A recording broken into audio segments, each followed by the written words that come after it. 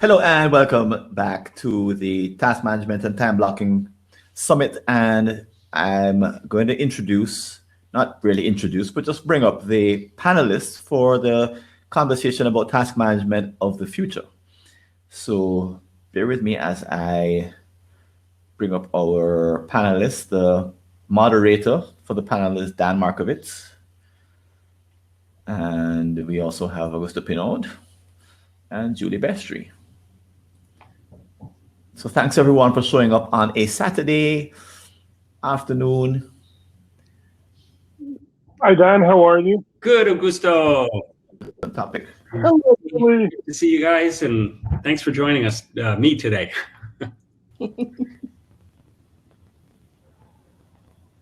Francis, is there one more person coming? Disappear. Francis, is Dale joining us? I thought there were going to be four of us. Okay. No, just Just us. No, there are just three of you. Dan, All right. Augusto, and Julie. Dan, I think it's because Dale was included on the email. I think that's right. So what I would like to do as the moderator is Great. have each of you introduce yourselves looks like we have about 8 attendees. If you could introduce yourself in a couple minutes. Who are you? What do you do? And what was the last place you went out before COVID? Oh, I know if you that can one. remember. It was a long time ago. So starting with Augusto, would you start? no, let's Julie start. Otherwise my inner mother will hit me on the back of the neck like you never talk first. Okay. Thank you, Augusto. I'm Julie Bestry. I am a certified professional organizer and productivity coach in Chattanooga, Tennessee. I'm trying to remember because I do. The last place I went out, because the last day before we went into lockdown was my birthday. So the last place I went was a Greek restaurant in town, and I had cheese that they light on fire, it flames up, and then they use lemon juice to put out the flames. And everyone in the restaurant yells "Oopa!" and so that was a great way to observe the transition between life as it was and life as it has become. Fair enough. Augusto, how about yourself? Where are you located? What's your story? So my name is Augusto Pinaud, and I'm a bilingual productivity coach. I coach in Spanish and English. And there are two things on what I specialize these days. One is on what I call connect invisible dots, and I help people to really balance their life and where they want to go and clarify that. And the other thing I do is I work with organizations into moving from personal productivity that has failed a lot of organizations to what I call organizational productivity. And the principles are personal productivity goes from the outside to you, while organizational productivity goes from the center to everybody in the organization. And the principles are different, but it's really, really fun to work both sides of the spectrum. Excellent. And where are you calling in from, Augusto? I'm calling from New Jersey, and that brings me to the last place. The last place, I'm a fan of dumplings. I love dumplings. And the last place we went before all this mess was a hole in the wall in the New Jersey side that do dumplings, that they were so incredible. The best dumplings ever, okay? And I have been waiting for over a year to go back to that place. Augusto, don't you think that sometimes our productivity depends on the ability to look forward to eating someplace delicious? That is our reward. I was listening to what you were talking about the types of of productivity that you work in. I sort of jumped directly to the food after just saying where I was, because it's like you and I know one another, and I do. Oh, I'm hearing an echo. Are you guys? There No, we go. must be Thanks, listening. Augusto.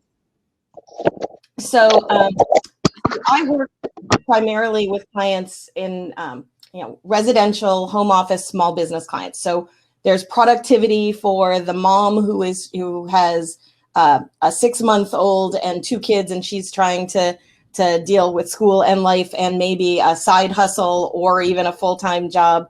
I don't know if you've been following everything that we've seen on that New York Times series that they've been doing about women struggling, but particularly moms struggling during the pandemic, and the side-by-side photo of the office where the dad is sitting in the home office at his computer, maybe in a Zoom, and the mom in the next room, which is a bathroom, is toilet training her child while on a conference call. And so I've got those clients as well as the pure productivity clients, anything from doing a closet or a kitchen to doing Evernote training or teaching somebody how to use a tickler file, because, I just love my paper. Nice. Well, I am coming to you from New York City. I'm actually from New Jersey, Augusto. My family, my mom, dad, and 2 of my brothers live in New Jersey. Awesome. I'm from Elizabeth, by the way, which is, I'm fond of saying, is not the Garden Spot of the Garden State. Very close to Newark Airport. And but I'm in New York now, in New York City, with my wife. And I started out doing corporate time management coaching, and then gradually moved into lean and continuous improvement for operational excellence. And so, Augusto, this is going to be interesting to talk about, because one of the things I'm going to throw out today is talking about the relationship between individual productivity and what the individual can do when you've got the battleship of the organization pushing you in a totally different direction. The last place that I went out, my wife reminded me of this, was we went out for dinner with my mom and dad, who were 89 and 87. They just got vaccinated, thank goodness. So cheers for that. But we had a dinner with them in New York City in a restaurant that closed about a month later because no business. They were having problems anyway. So the first question I want to throw out to you guys is, I'd like to talk about technology. In particular, we're in a world where the boundaries, of course, between home and work are continuing to be eroded, because we're no longer even in the office. So there's no fig leaf where you can say, well, I'm no longer at work, because you're always at work. And technology, of course, makes it even easier. We are seeing a multiplication of tools. It used to just be telephone and faxes, maybe. And then, of course, we had email. And then there's IM, and then there's text messages, and we've got Slack, and we've got all kinds of shared workspaces and OneNote, and you name it.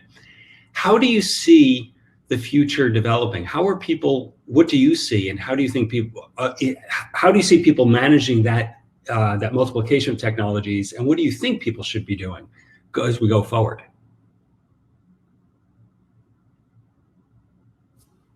You want to go first, Julie, or you want me to start? You hit your microphone first, so you go for it. It's like what is Family Feud time?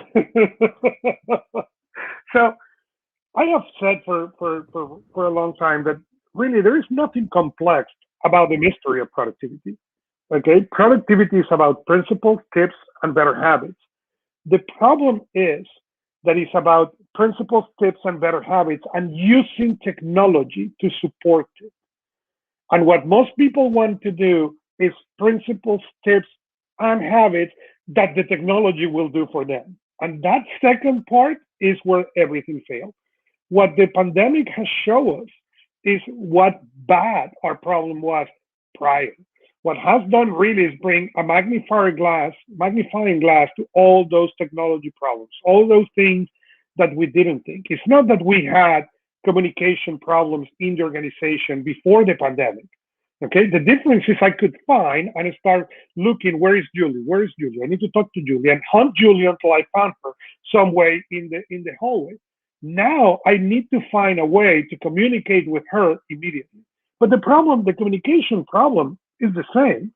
What the pandemic just made it was worse, because now we are trying to depend on the technology to solve it. And that hasn't happened in the last 10 years and will not happen in the next 20, I mean. Julie, what do you think? I think, as always, that Augusto is absolutely right. I think about cars. Imagine, think there are all sorts of different cars, but leaving aside the difference between an automatic and a stick shift, okay? You can jump into a car. You get a rental car. You can jump in, and as long as you figure out, where the windshield wipers are, you can be up and running and out the door or out on the road in a matter of moments. Technology for productivity isn't like that. You can have the best principles, but every single piece of time management app, anything that, whether you're doing Todoist, whether you're trying to use Trello, whatever you're using, it requires an investment of your time, maybe your money, and definitely your effort. And we see, if you've got all of these, what Augusto called the better habits, you've got all of these principles. The first thing is that you have to be able to really quickly embrace a piece of technology to make it work for you. So what we see people doing now, which means it's just going to be a bigger problem in the future. We think we have a lot of apps now. It's like every day there's, I don't know if any of you use Product Hunt, but Product Hunt, has this great, amazing way to go, and they showcase all the different apps that are available for anything. But I keep watch on what they're showing about productivity, and I'll click on an app because I need to know what might work for one particular client. So unlike jumping in a car and getting started, if you have to try an app, it looks like it's going to work, it's not intuitive. And so 3 days later, after you've put in all of that information, it might be 3 days, it might be 3 weeks, it might be 3 months, but you're going to abandon that for the next shiny tool if you don't recognize that these principles are more important than the technology. And then, Dan, as you said, we have all of the different sites, the apps, the platforms keep increasing. And, they divide our attention. There have been great presentations. Trevor, I believe, a number of the presentations today talked and over the last 2 days talked about the elements of this technology, the notifications that come into our attention, all the different places we have to go, all the different ways, as Augusta said, to communicate. As you said, it used to be at home, you either had a telephone or a mailbox. If somebody wasn't in a hurry to talk to you, they put a letter in an envelope, they put a stamp on it, and you got that information in a week. If they needed to talk to you right away, they picked up the telephone. Work was pretty simple. You had an inbox and a telephone. And now it's, okay, you get an email saying, hey, you didn't respond to the message I left in Slack about your LinkedIn comment.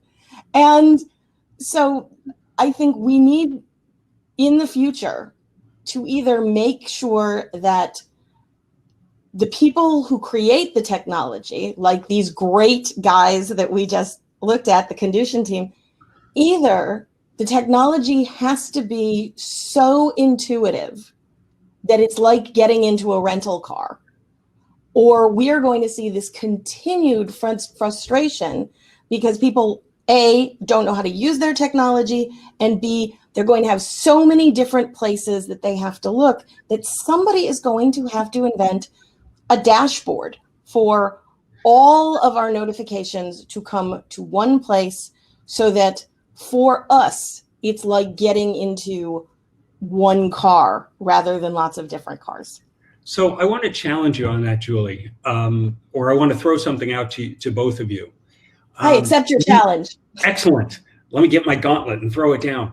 So we don't have, at least I don't, I'm imagining neither of you do as well.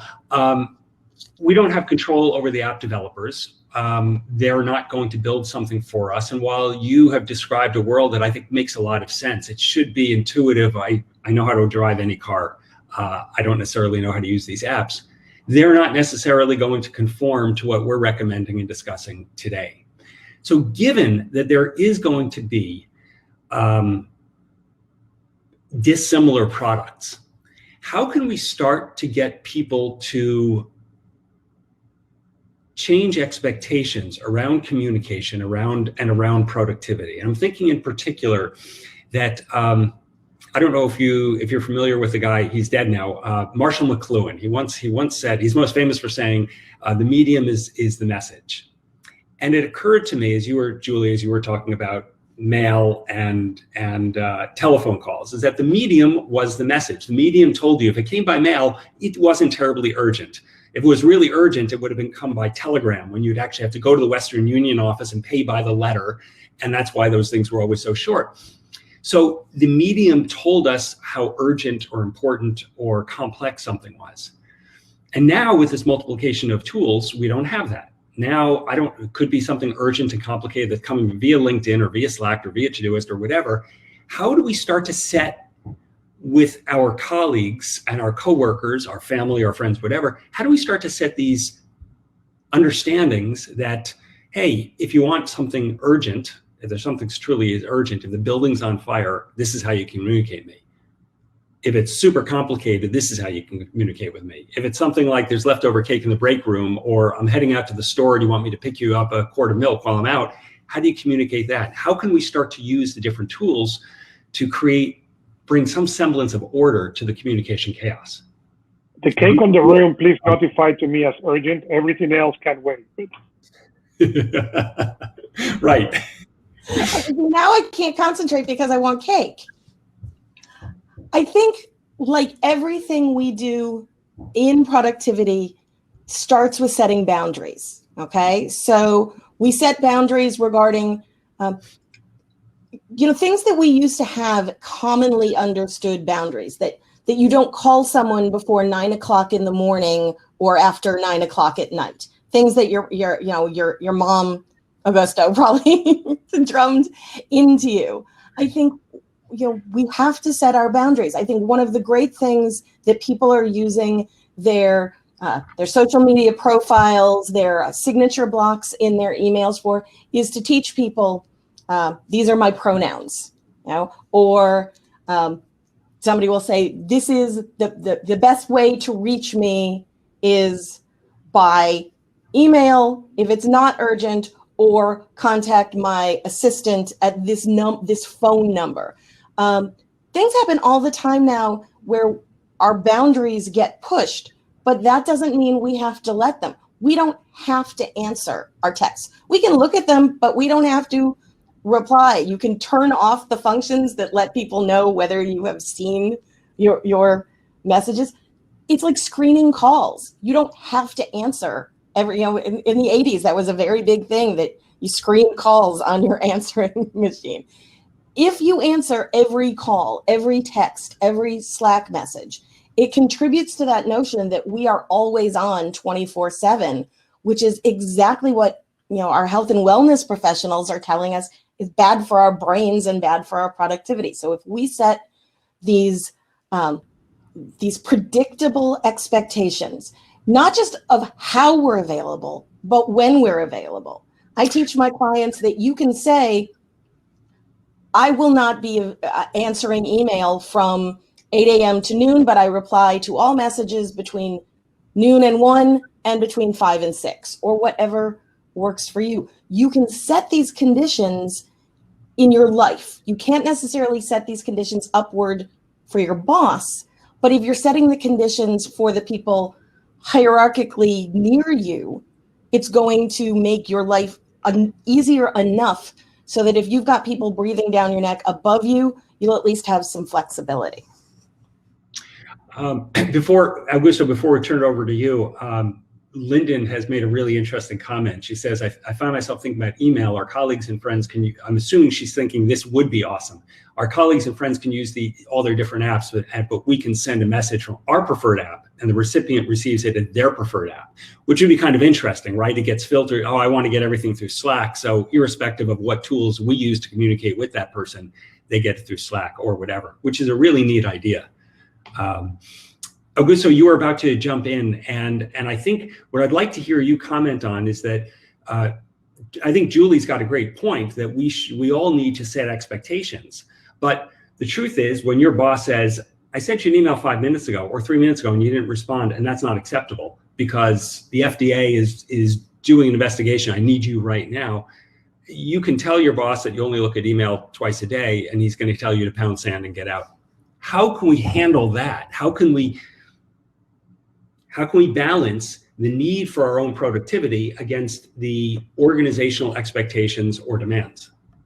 So you're putting an example that has certain particularities, but I will get to that. First, and let me start saying I completely agree with you. The problem is we have been trained to have zero boundaries.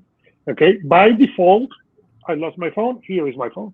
By default, okay, this thing is designed and come from the fabric to beep, noise, vibrate, shake, okay, and everything. So anything input that you get will vibrate. The first thing to do, turn it off. Okay, my phone, you can call. Okay, I teach this to my clients. People need to earn. People think and need to earn the right to make noise on this thing. The default ringtone of my phone is no tone. Okay, you need to earn the right to make noise on my phone, to make noise on the messages. Other than that, I will, when I pick this thing, and yes, I pick it plenty. Okay, let's be clear that I pick it plenty. Okay, but I will see that. Okay, I don't want to be distracted. The problem is we have allowed, okay, to be this thing out of distraction. So when we are not aware of that, okay, we are not aware that we are being a victim. You know, it is like get your social security number and say, you know what, I'm going to give now that number to everybody. Well, okay, when you do that, okay, and you know, identity theft happen, okay, you are to a certain extent responsible. Okay, you decide to put it out in the world.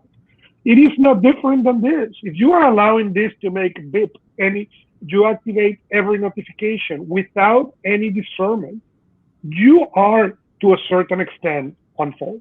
And that's one of the things I work with my clients. Let's turn this thing off. So it distracts you what is really urgent. Okay. So the example you are giving me of the boss saying, hey, we have this FDA, hey, that's a different thing. Okay, you are talking about a project that is critical, that some of the boundaries goes off. But I was telling yesterday the story we were discussing with Rene Claire, and I was sharing that when I began learning about boundaries many, many years ago, the first boundary was with my boss. Okay, to meet at 11:45 p.m. Okay, why? Because that was his strategic thinking time. Did you say PM? AM. Sorry, AM. Okay, I said you're right. AM for lunch. Okay, and that's the time he wanted to talk to me. That I didn't care, except that our discussions were 30 to 45 minutes. Okay, so by the time I go out for lunch and come back, I had HR on my neck telling me, "Hey, lunch is from 12 to 1. And I said, I was a meeting with the CEO. What do you want me to do? Lunch is from 12 to 1. So after the third or fourth of these ones, I said, okay, this is ridiculous. So I went and sit with him and told him, okay, this is ridiculous. Okay, I'm getting in trouble with HR for meeting with you. Can you help me here? And he said, oh, well, you know, that's HR. Okay, fine. So the next time he called me at 11:45, I sit with him and say, well, this is not working for me. So there is two options. Option number one is we meet after lunch. Option number two is you take me to lunch and you pay for lunch because I'm going to be working, okay? And I'm okay with that. So we have lunch at a time. HR is happy. And he looked at me and said, you're crazy. The next time he called me, he said, I went to that, said, well, we're going for lunch. He said, fine, I will meet with you after lunch. Okay. But after that was his time to, and he understood that was for his own productivity was better to pay lunch and meet with me than anything else. But it was a boundary, and he was my boss, okay? So it's not about the boundary, and it's not about being unreasonable with the boundary. They will have called me at 11:50 with an emergency. I will have not told you, I don't care if it's an emergency. You need to take me for lunch. You need to have that discernment too. But in a general, non-urgent matter, he needed to take me for lunch. And those boundaries are fine. When, for many years, even today, I don't take calls, okay, between 6:50 and 8. Okay, why? That's the time we have dinner. Okay, and my kids, okay, who are 7 and 12, if I grab my phone, the first question will be, is work or not? Okay, that's a question, and but you see, that is different. There is families where that question is not allowed. In our table, that question is allowed, and if I said is work, they back off. And I know, obviously, that it is not. The phone goes back to the pocket, and there is nothing else to say. But you need to have that, okay? Because if you don't have that, you need to have not only the boundaries, but need to have the people who is helping you check the boundaries. So one thing that I see, Julie, why don't you jump in, and then I've got a question for you, for the both of you. I think Augusto raised an excellent point in talking about his children. You know the song, "The Children Are Our Future." Well, we saw that with the condition guys this morning. I don't think that we can have a better future for productivity until we make a concerted effort as parents and as a community to teach these kinds of things in schools. I remember when I was in elementary school, we had an entire unit on how to write checks and balance checkbooks. Okay, maybe nobody's writing checks now, but this was useful life information. In one, I think it was a social studies class where you learned how to do an outline. The whole idea for teaching you how to write a term paper wasn't because you were going to write term papers in your life, but you were going to need those skills to break down a project into smaller tasks. There's not a lot of life skill lesson teaching and planning. And I think if we are going to have the kind of future where people feel confident to set boundaries and people feel respectful of other people's boundaries, we're going to have to start at a really young level, at the interpersonal level, teaching families, teaching their children to do this. And I think we're going to have to include that in some sort of curriculum-based programming where we teach people, how to do a time audit and how to break down projects into tasks and how to time block. Not because there's one specific way to accomplish something, but because they're going to get out into a world that is ever more attention dividing and has ever more sensory inputs. And I think the only way we can have the future we're hoping for is if we build it in the people who are going to create the future. The comments that the both of you have made remind me of something that I always tell people that I've worked with or work with, which is that in terms of setting boundaries, what do they tell you on an airplane? The oxygen mask goes over your own nose and mouth first, before that your kid, because if you don't help yourself, you can't help anyone else.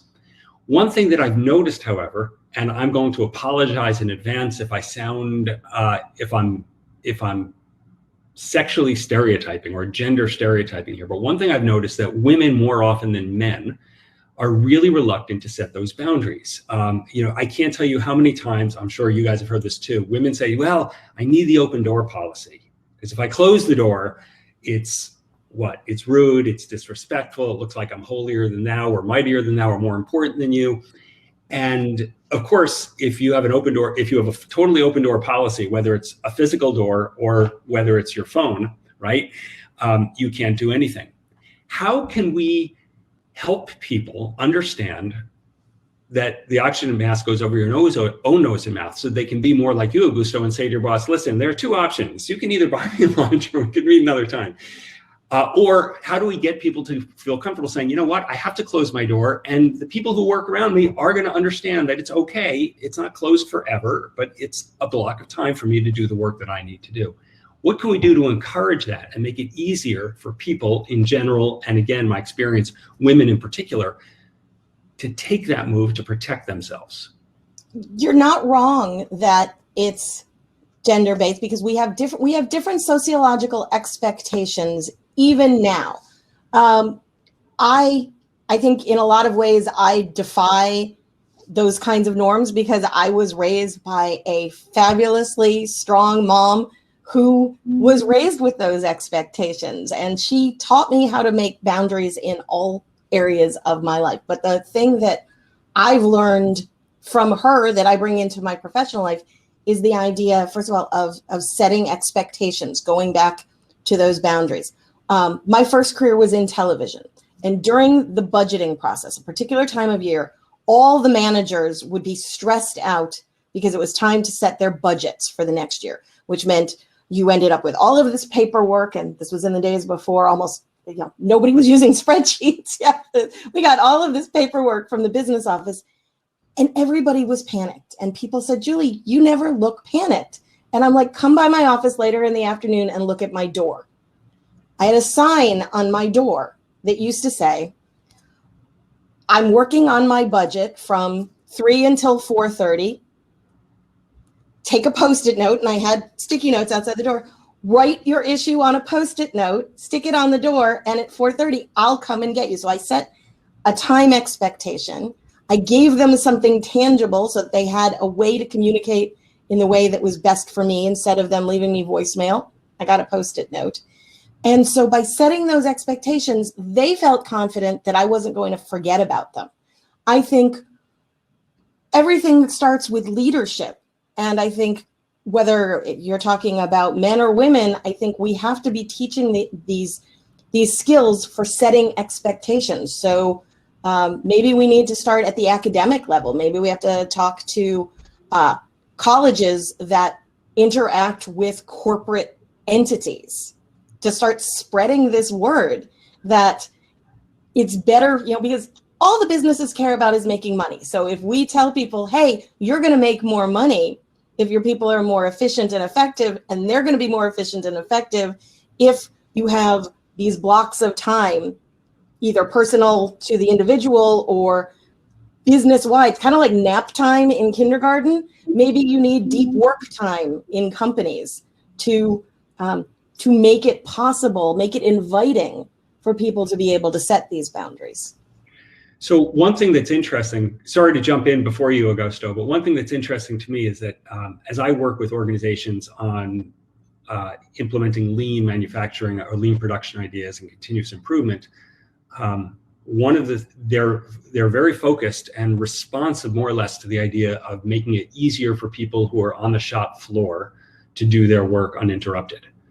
If you're operating, if you're pouring molten, if you're smelting aluminum, or you're operating a 4-ton punch press, it's kind of dangerous if you're not paying attention and you're being interrupted. And not only is it dangerous, but if productivity goes down, generally speaking, people who are working on the shop floor are paid hourly. Now all of a sudden you're dealing with overtime, and overtime cuts into profits. And what I've noticed is that in the white collar world, in carpet land, you're not working hourly. You're on a salary, and so no one really cares, Augusto, whether you get done at 5 o'clock or 5:30 or 7, or you work a little on Saturday or Sunday, because it doesn't cost the company any money. And so what can we do to help convey the importance, financial and health, mental and whatnot, importance of being able to work, have deep work and time block? So let me say something before I go to that question. And let me jump in this question. The issue is we don't know what is the value of our time, and we come to this carpet line, okay, and we think, oh well, I'm making 100,000. No. 40 hours are 100,000. If you're working 80, okay, you are not making 100,000. I'm so sorry. And as soon as you teach people to do that math, okay, that is the first time they understand that thing eats, and then you can now give them a return on investment on boundaries, especially on carpet world, as you call it. I love that. I may need to steal it, okay? In carpet world, okay, you need to teach people. People don't have boundaries because we have equal extra time equal 0. So it doesn't matter if I work 45 or 75 hours, that extra time, it's equal 0 because I'm not going to make any more money. But as I told people, let's do the math the other way. If you now get paid that amount of money that you were okay, but divided by the hours you are working, the number changed, okay? It started being a lot less attractive, let me tell you. Okay, and that's the way in many for many people who live on that carpet land, who have been used to that, to start explaining the concept of boundaries. And by the way, it is fine if you decide that you are okay living an hour, okay, and getting 75 cents for every dollar because you love your job. That is completely fine when that's your decision. When you say, I do not care because I love my job, and if I can work 80 hours a day, I will do it for free. Great. The problem is when you are doing that without actually being aware that that is happening. Mm-hmm. The second problem is when that lack of boundaries now bring health, family, and other issues. A lot of my clients in Carpetland, now that I have that term, I need to write it down. It is fantastic. Okay, suffer from what I call success that tastes like failure. Okay, you look them from the outside. Okay, and if you don't know anything about them, they are successful. They have incredible jobs, homes, cars, income. Okay, everything. But when you dig in, they are miserable. Yes, they are working the 60, 65 hours you're describing, but none of them are enjoyable. They are just so deep into that when they come for you is to see if you can help them. And as I told them, okay, the problem is most of the literature you will find in the market is to make you as a rat faster or smarter. And what my job is to help you identify yourself as what kind of rat you want to be. And my ultimate goal, and when I graduate, is the moment that you can decide if you are going to be happy jumping back into that wheel, or you're going to say, yeah, not today. Okay, that for me is success. But the problem is the society has been pushed us, okay, and the success is not what comes in, but what shows out. And you have all these people, again, from the outside, incredibly successful. But from the inside, they have, sadly, a miserable life. Julie, what do you got? I loved what you said. I wrote that down. I guess a success that tastes like failure, because Ada Calhoun wrote a book that was popular last year called "Why We Can't Sleep," and it's not about sleeping, literally. It's particularly about Gen X women, but I think men in Gen X would find a lot that appeals, and even the older millennials. The idea that we were kind of sold a bill of goods that if we got a good education, if we worked hard, if we worked smart, that we would achieve this level of success that would be fulfilling. But there's so much more that goes on because of societal expectations, because of demands on our time, because the world changes in ways that we can't anticipate, and the entire planet shuts down for a year. But there's so much going on that what looks like success, as you said, what looks like success from the outside feels an awful lot like burnout from the inside.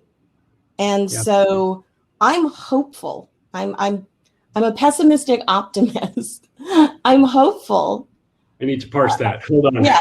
It's like I'm a cheerful, optimistic person in general, but I'm a realist, which looks a little bit like pessimism in the optimism framework.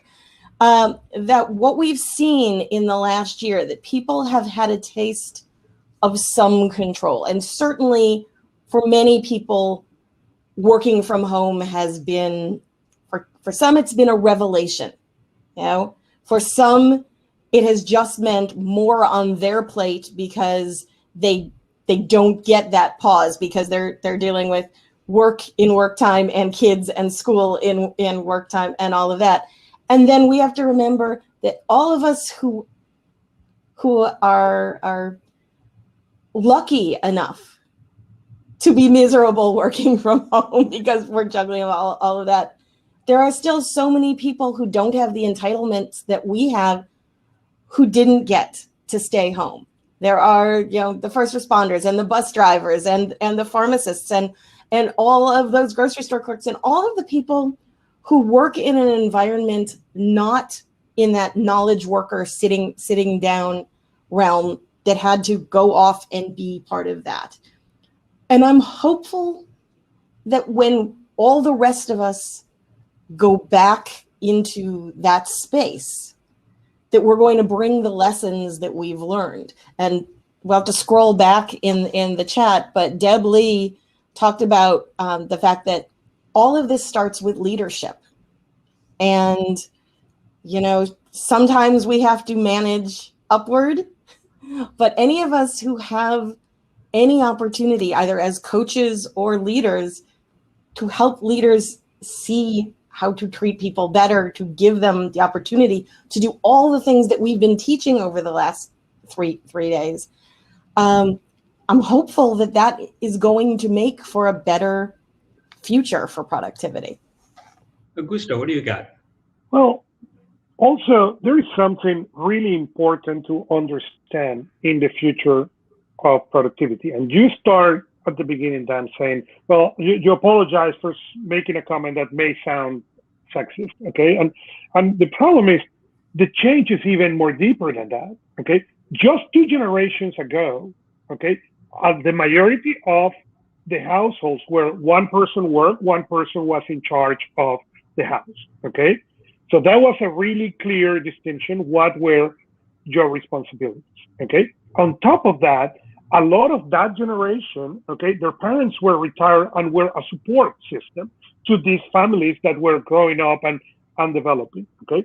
In less than 2 generations, and that's not a lot, okay, we moved from a single income source to a dual income source. That is a problem because now you need to learn to manage, you know, house and work. And I'm sorry, but at least I did not get, when I move out, a manual of this is how you manage home, okay? And I don't, if somebody of you get it, please, I'm willing to pay for it, okay? But the second problem is the parents, okay? Those who retired and were support system went from not retiring and not being support to need to be supported in a day notice, okay? And sadly, anybody who is listening to us who had been into that position of need to support their parents, that was not a, oh, well, you know, it's just start little by little and I was able to figure it out over time. That happened from your parents don't want anything to do with you to suddenly call you and say, I need help, okay? And now your world went upside down. Those 2 things are massive disruptive to productivity because if you think about it, my grandfather, okay, could not cook. Think so, okay? My grandmother was the one who did the cooking, but my grandmother, who was awesome, okay, she may have worked finances on her world, but she could not go to the world and produce like my grandfather did, okay? Sorry, that was their thing. My generation, my wife and I need to figure it out both, that it has a series of incredible challenge. If these 2 factors are not messy enough, let me add you a third one, okay? We used to have a traditional model, okay? Dad goes to work, mom stay at home. That was the traditional model, okay? That's gone, okay? Now is somebody goes to work and somebody is the primary caregiver. And because we are a dual income society, okay, that person who is the caregiver also may produce on a different scale, may produce on a different way, but also produce. So what we tend to think in many cases of as the mom and the dad, I've been arguing lately that it's not the mom or the dad, it's who is the primary caregiver. And when you look the person who has issues closing that door, okay, you can almost make a dollar bet that is a primary caregiver because her world or his world is used to being interrupted a million times. I've been working from home for the last 10 years, okay, and this will be not the first time that a little head comes in the fan, okay? Sorry, it's part of the world, but they understand that I am the primary caregiver, okay, and that's part of the world, okay? So my door is open a lot more than probably my wife, who had the opportunity before this craziness to go to the office and all that. So those 3 big variables, okay, are nowhere in the technology. And people are trying to find the technology answer to these 3 things. And they're not going to come, not today, not tomorrow, not ever, sadly, because until we understand that technology is just for support, we have nowhere to go. The other thing is collaboration. We used to think collaboration at work. Okay, I work with Dan or I work with Julia and I help them in that 3 square feet that we share together at work. Those 3 feet are gone. Doesn't matter now if you live in Australia or China, and I live in New Jersey. The collaboration happens in real time and all over. And that requires that we learn to listen what people is saying. And I'm going to put an example. Yesterday, we were having a discussion outside, Julie and I and a couple more people, okay? And Julie said a problem. I said, yeah, the problem we're having with the pandemic is this. And I say, oh, I have something for you. And I sent her a link, an Excel link, okay? But that collaboration doesn't matter. It's not because I know Julie. We all need to start turning narrators, because the knowledge that we have or the things that we have seen can affect and change the effectivity of somebody else in a moment notice. But if we have not that opening in our heart, there is nowhere to go. I sound like a broken record, but I'm going to say Augusto is right. Again, we were out in the networking space, and I was talking about the pain point of trying to work virtually with clients on organizing paper, because if you lift up your paper and show it to the camera, it's not going to work that way. And Augusto went like this: I have something for you. He had an Etsy link to a product that's inexpensive, useful, and I think every one of my colleagues on Monday, when I start spreading the word in NAPO about this, everybody who uses paper is going to be like bowing down and making cake for Augusto. We'll be buying. Augusto only wishes that his wife would say to him all the time, "You're right." I get tired of saying "you're right." But going back to what Augusto said about like a little head peek, a child's head peeking in. About 2 years ago, we were all watching, the BBC was interviewing that guy who was an expert on Hong Kong, and he's there in the office. His little girl goes marching into the room. The baby in one of those roly-stroly things comes zooming in, and this was all over the news, all over social media for days, and everybody kept talking about how funny it was. But a lot of professional women were talking about how if a woman had been behind the desk, that would have affected her credibility in a way that it didn't affect his.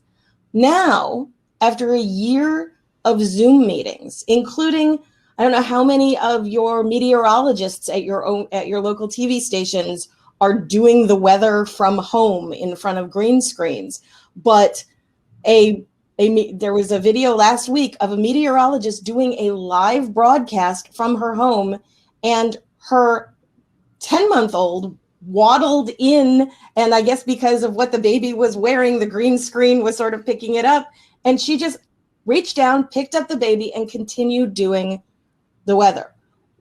We have seen this dramatic change over the last 30, 40 years in terms of formality. My father was a lawyer and a judge. He wore a suit and a tie and a hat every time he left the house. I'm not talking about like a baseball cap, a hat, like Trevor's hat, okay? Trevor, we're giving you a shout out. Nobody's wearing a hat or a tie or a suit anymore. The tech guys and tech women, but the tech folk changed this. The Bay Area people changed the expectation for so many industries based on what the tech industry did. Said, wear a hoodie and jeans, be comfortable, because you're going to be more productive. Bankers and lawyers are still going to be dressed up. Although if you saw 2 weeks ago, a lawyer showed up on a Zoom call looking like a cat because of the cat filter. So kids, people who have obligations, who are like sandwich generation and taking care of their parents, people who have other life obligations that previously could not encroach on work because you risked your credibility. That has been changing over the course of the year. At the beginning of the year, you could tell there were people who were really annoyed if a baby or a cat or anything was like wandering through the scene in a business call. And in a year, we've come to accept it, if not expect it. So things are changing in regard, I keep coming back to the fact that we aren't futurists. We don't know what's going to happen. If we had this conversation exactly a year ago today, when, it wasn't quite, the pandemic took a few more days before it was on everybody's lips, we would have had a very different discussion about the future of productivity than we're getting to have now. So I think whatever any of the three of us are imagining, we don't know what's coming. We don't. 2 days ago, almost nobody knew about conducian. So I think the best we can do is be. Olga will appreciate this because this was in her present. It's like, be present in the present. Work on ourselves and sort of our spheres of influence that we can, because we don't know what is coming or what is beyond the here and the now, but also what is beyond our areas of influence. I think both of you have, brought up something, not explicitly, but you brought up something in your last two comments that I think is important for everyone to remember, that the fact that we've been working at home for the last year, as Julie says, if we're not expecting it, we're at least not surprised if a baby or a cat or whatever walks through the screen. And I think it has opened up people's minds and hearts to creating more human workspaces and to having more human expectations. So I don't necessarily need I can recognize that, yeah, I would like to talk to Augusto tonight at 9:30 p.m., but you know what? I've seen his kid. I'm sure he's reading his kid a bedtime story. I'll just wait till tomorrow.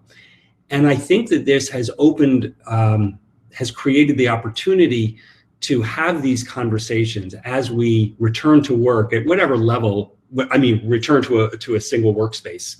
And I don't think it'll ever go back to where it was, but I think it's it's created the opportunity and the ability for us to have a conversation about how to create a more human and humane workplace. But it's incumbent upon us, I think, to remind people. There's a tendency, or there will be a tendency, to snap back to where it used to be. All right, we're all here today. Let's start working at 9 o'clock. We're going to have our 9 o'clock staff meeting. It's going to start 10 minutes late, and it's going to run 20 minutes long. And we're going to have a whole bunch of treadmill words, and it's going to be the same old crap as before. And I think it's important for us to push back because we have a chance to do that. Augusto, looks like you've got something. Yeah, and curiously, I said this a year ago, and it's in video, so I can show the link. But I believe we are in the presence of three groups. Okay, the first group is the people who, like me, many years ago, decide I will work from home, and that's not negotiable, period. And I've been doing it, okay, for over 10 years now. The second group was the people who were working on these jobs that they were asking, can I work from home? No. And now, hey, I have a year. I prove I can work from home, and I'm not coming back, okay? And you have two options. You allow me to figure it out how this is going to work going forward, or I will find another business who will give me this. And the third group is the people who can see the moment that they said we need to go now. I need to go to my office now. But what we are going to see, the change is really that second group. The first group, a lot of us had figured it out. The third group, they will go back to their old ways and the corporate. The middle group is that people who hope someday be able to work at home, and now that they experience it, they are saying, I'm not coming back, and it's you, company, to figure it out how this is going to happen, because I already proved you that I was able to do it for over a year. That's going to be where it gets really, really interesting. Julie, last word? I think what will be interesting is I think what will be interesting is in 1 year and 5 years for us to have a video showing clips from this discussion and seeing where we are in comparison with where we thought we might be able to be. So Francis, work on that. Well, in that case, with 20 seconds left, I don't want to be a bad host and run long. So I want to thank both of you, for being part of this conversation. I really enjoyed moderating. Francis, thank you very much for making this happen. And you have 6 seconds left to thank me and kick us off. Thank you, Dan. Thank you, Dan. Thank you, Augusto. Thank you, Julie, for a scintillating discussion. I love putting bright people together who I've never seen or they haven't met before. I've never seen them together and have the sparks fly. And it's just been a pleasure just listening to you. And I'm sure I'm just speaking on behalf of all those who were listening in also. So I'm going to turn off the recording. And so our next is actually to do a technical refresh. So guys, what we're going to have to do is, we're going to have to basically shut down and reopen the room to do some housekeeping on these technical requirements. And when we come back, we'll come back in at the same URL. All you need to do is just keep refreshing your screen. I'll bring us back in to start at it's like 25 past by my watch, 26 past. So we'll start back at 3:30 at the bottom of the hour. So if you guys can turn off your mics and your cameras before I do that, it won't bother you when we come back in. It won't drag you back up. So it's just keep refreshing your screen, and at 3:30, it'll automatically start letting us all back in. Great. Okay, guys. Thanks so much. See you in a few minutes.